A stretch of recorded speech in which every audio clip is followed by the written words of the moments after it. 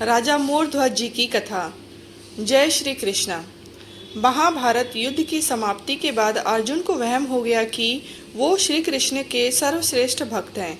अर्जुन सोचते ही कि कन्हैया ने मेरा रथ चलाया, मेरे साथ रहे, इसीलिए मैं भगवान का सर्वश्रेष्ठ भक्त हूँ। अर्जुन को क्या पता था कि वो केवल भगवान के धर्म की स्थापना का जरिया था। फिर भगवान ने उसका गर्व तोड़ने के लिए उसे एक परीक्षा का गवाह बनाने के लिए अपने साथ ले गए। श्री कृष्ण और अर्जुन ने जोगियों का वेश बनाया और वन से एक शेर पकड़ा और पहुंच जाते हैं भगवान विष्णु के परम भक्त राजा मोरध्वज के द्वार पर। राजा मोरध्वज बहुत ही दानी और आवभगत वाले थे। अपने दर पे आए किसी को भी वो खाली हाथ और बिना भोज के जाने नहीं देते थे।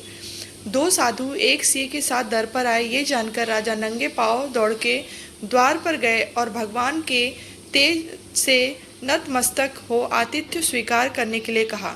भगवान श्री कृष्ण ने मोरध्वज से कहा कि हम मेजबानी तभी स्वीकार करेंगे जब राजा उनकी शर्त माने। राजा ने जोश से कहा, आप जो भी कहेंगे मैं तैयार हूँ।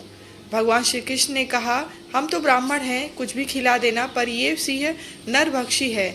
तुम अगर अपने इकलौते बेटे को अपने हाथों से मारकर इसे खिला सको तो ही हम तुम्हारा आतिथ्य स्वीकार करेंगे।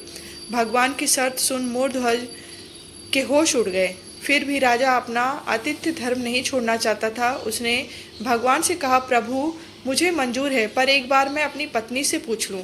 भगवान से आज्ञा पाकर राजा महल में गया तो राजा का उतरा हुआ मुख देखकर पतिव्रता रानी ने राजा से कारण पूछा। राजा ने जब सारा हाल बताया तो रानी के आंखों से अश्रु बह निकले। फिर भी वो अभिमान से राजा से बोली कि आपकी आन पर मैं अपने सैकड़ों पुत्र कुर्बान कर सकती हूँ। आप साधुओं को आदर पूर्वक अंदर ले आए। अर्जुन ने भगवान से पूछा, माधव ये क्या माजरा है, आपने ये क्या मांग लिया? श्री कृष्ण बोले, अर्जुन तुम देखते जाओ और चुप रहो। राजा तीनों को अंदर ले आए और भोजन की तैयारी शुरू की। भगवान को 56 भोग परोसा गया, पर अर्जुन के गले से उतर नहीं रहा था। राजा ने स्वयं जाकर पुत्र को तैयार किया। पुत्र भी 3 साल का था, नाम था रतन कंवर। वो भी माता पिता का भक्त था। उसने भी हंसते हंसते अपने प्राण दे दिए, परंतु उफ न की। राजा रानी ने अपने हाथों से आरी लेकर पुत्र के 2 टुकड़े किए और सिंह को परोस दिया। भगवान ने भोजन ग्रहण किया, पर जब रानी ने पुत्र का आधा शरीर देखा तो वो आंसू रोक न पाई। भगवान इस बात पर गुस्सा हो गए कि लड़के का एक फाड़ कैसे बच गया। भगवान रुष्ट होकर जाने लगे तो राजा रानी रुकने की मिन्नतें करने लगे। अर्जुन को एहसास हो गया था कि भगवान मेरे ही गर्व को तोड़ने के लिए ये सब कर रहे हैं। वो स्वयं भगवान के पैरों में गिरकर विनती करने लगा और कहने लगा कि आपने मेरे झूठे मान को तोड़ दिया है, राजा रानी के बेटे को उनके ही हाथों से मरवा दिया और अब रूठ के जा रहे हो, ये उचित नहीं है। प्रभु मुझे माफ़ करो और भक्त का कल्याण करो।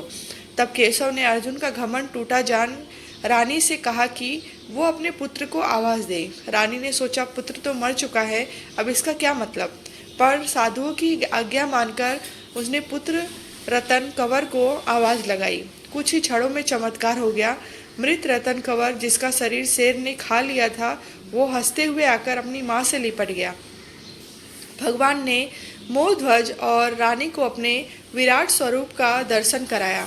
पूरे दरबार में वासुदेव कृष्ण की जय जयकार गूंजने लगी। भगवान के दर्शन पाकर अपनी भक्ति सार्थक जान मोरध्वज की आंखें भर आई और वो बुरी तरह बिलखने लगा।